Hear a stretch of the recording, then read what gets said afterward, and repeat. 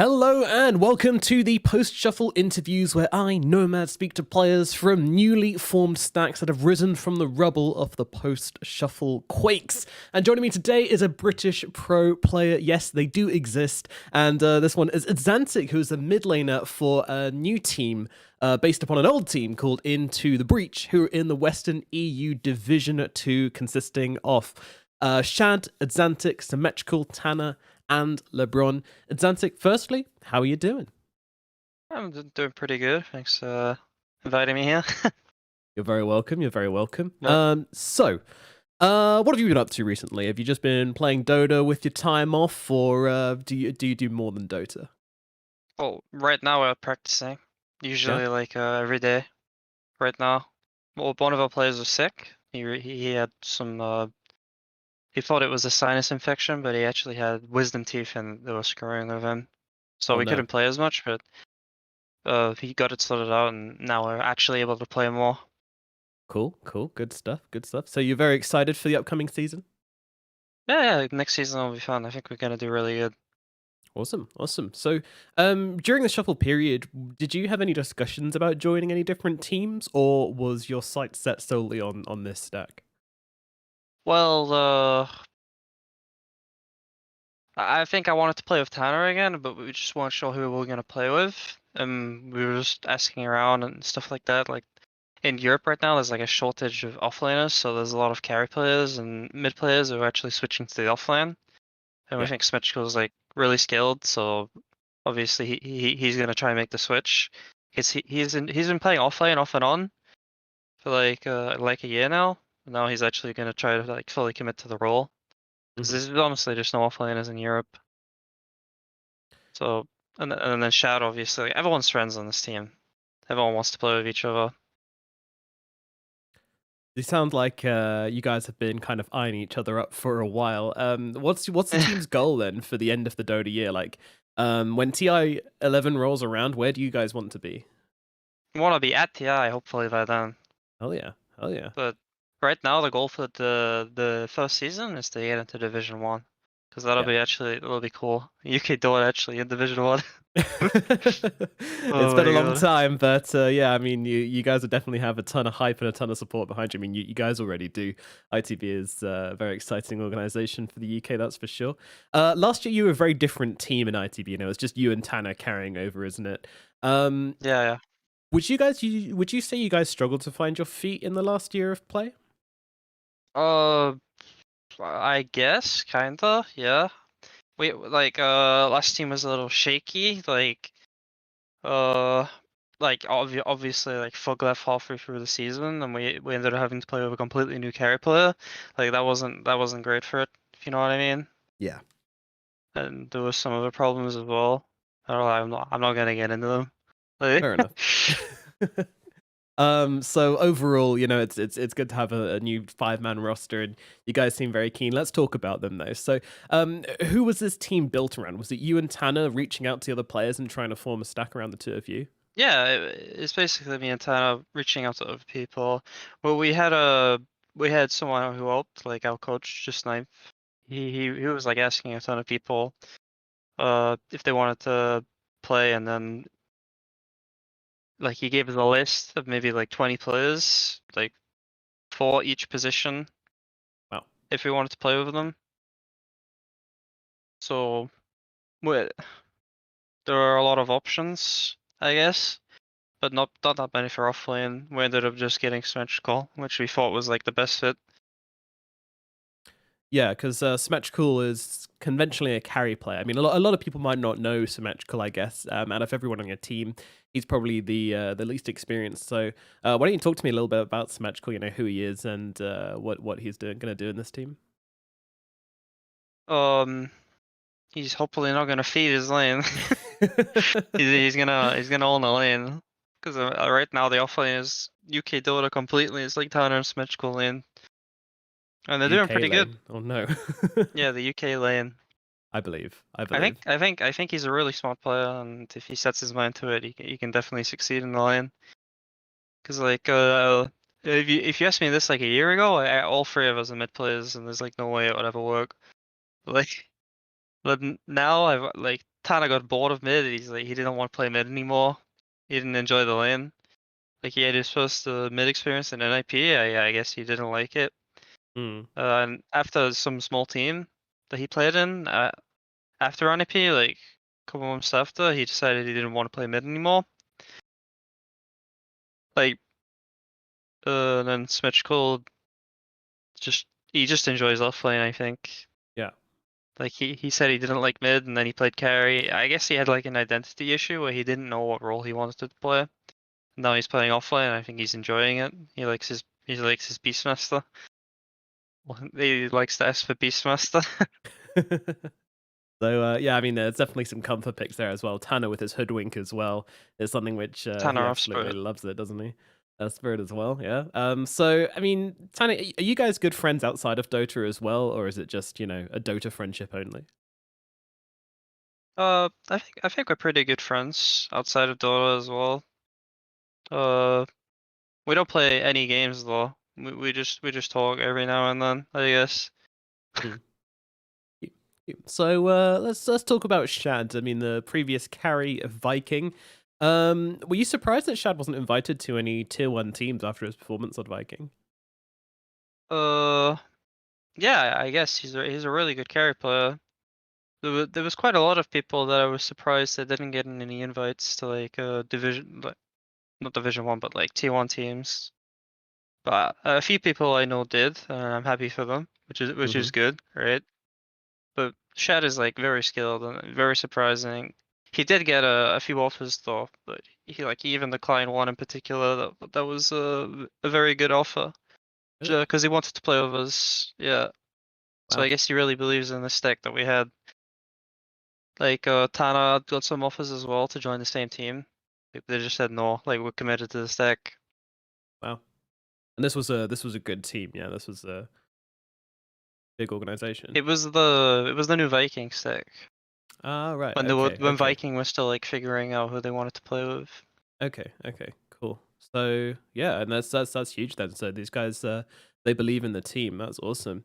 Are you? I mean, I guess you're really excited to play with Shad. What do you think he's going to bring to the team? Are you kind of gonna try and use his experience a bit? And do you think he's going to be taking a bit more of a leadership role as a carry? Uh, I don't think more of a leadership, but definitely like in the experience department maybe.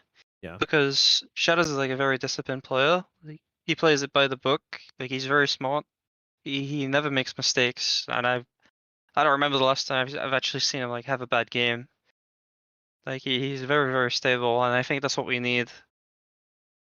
Netherlands is basically UK, right? Like they're so close. Like come on, he Yeah, I counts. mean, there's a ferry which goes there. It basically makes it the same country. He counts. He counts. So 4 UK players we're going with now. All right. So how do we Yeah. make LeBron a UK player? Because he's a little bit further out. I have no idea. um, LeBron's a great guy. he is. He is. Yeah. I Uh, mean, he's He's going to be the captain of this team, right? He's the position 5. yeah, he's So the much position 5 experience. captain, Yeah. drafter, etc. He drafts with the coach. Everyone So helps actually. everyone helps out in the drafting phase. Yeah, that's always good. So, yeah, I mean, LeBron obviously a ton of experience behind the team. It's in what you've played so far in scrims and such. Has he been like the main voice, the main shot caller throughout the game? I wouldn't say we have like a main shot caller, uh, but he's definitely like the most experienced player on the team, and he has a lot to tell us, and everyone has like an idea of how they want to play, and I think it's pretty similar. So I think we all just kind of do it. Yeah, and you've mentioned your coach a few times. What was his name again? Just ninth. This knife. Okay, and I mean, talk to me. I don't even know who he is. Who is he, and how has he gotten involved with the team? Well, he just he's a coach slash manager, I guess more of a coach. He just put together a team. He wanted to make it around me and Tana, and then talked to a bunch of different people, and just made it work. And then he sits in the games. He coaches us. He goes through the replays of us. He's just as much as a team member as anybody else, pretty much. Okay. He's really a nice guy. Yeah. There's not So much to say, really. he's a coach and he does coaching things. Yeah. All right, so with this stack, it's like full Devi, right? Like this isn't a test run. This is a team which you're hoping to go all the No, way this with. isn't. This 10 out of isn't 10. a for fun team or anything. This is a Yeah, full Devi UK daughter stick. This is a goal stick. you have no idea how happy that makes me to hear that we've got a Yeah. team ready to go the distance. It's gonna be fun. All right, let's have a look at the Division 2 teams then. I mean, who do you think is the scariest when you look at the teams which are set to play in this Western EU Division 2?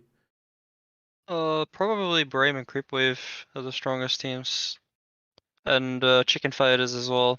They're coming through the close qualifiers though. They might not even make it. I mean, I'm 99% sure they'll make it through.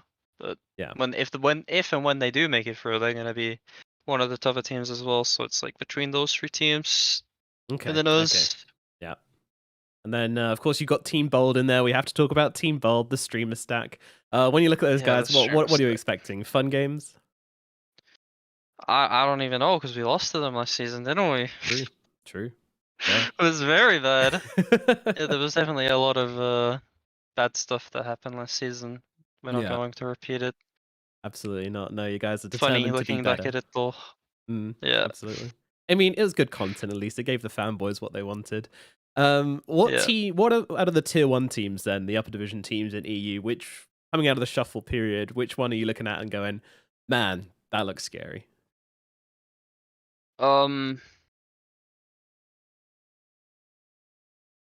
You mean the ones that have just been announced? Yeah.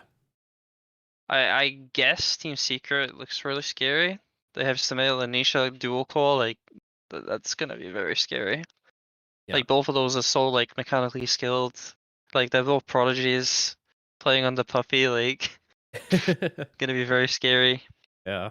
Good luck. Do you think that more EU teams should be investing in newer talent?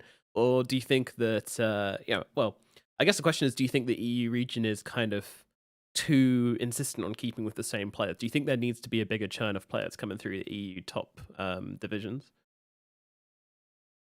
I don't think so.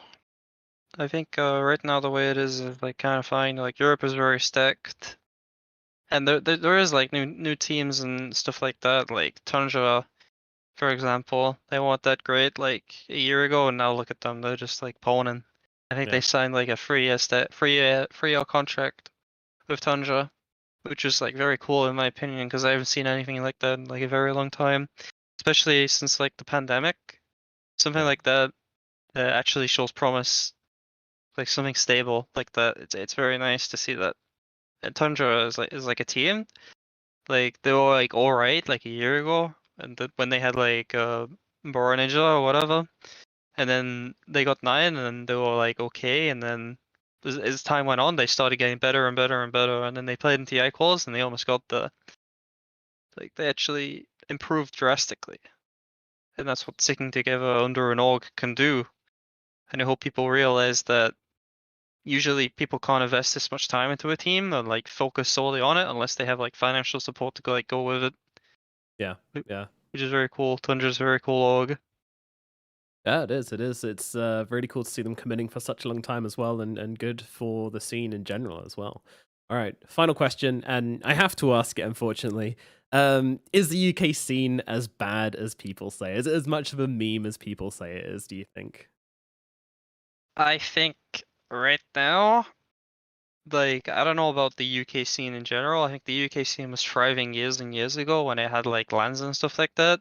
Yeah. But I think player wise, I think the players haven't been better like right now as they was ages ago. I think Yeah. Bisa was ahead of his time, and if he was like a couple of years like down the line, if he didn't stop playing, they will definitely be like some fucking UK TI already. Like he would have been a TI.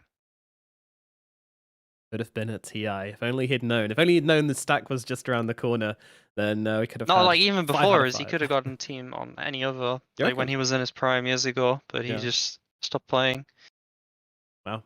That's a lot of respect for Bisa, but he was a good player in his time, that's for sure. Alrighty, I Hitch. think that's about all I've got for you, Adzantick. Is there anything you want to say before we wrap this up?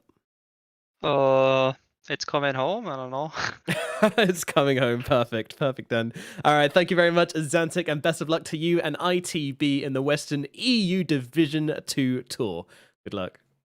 Thank you.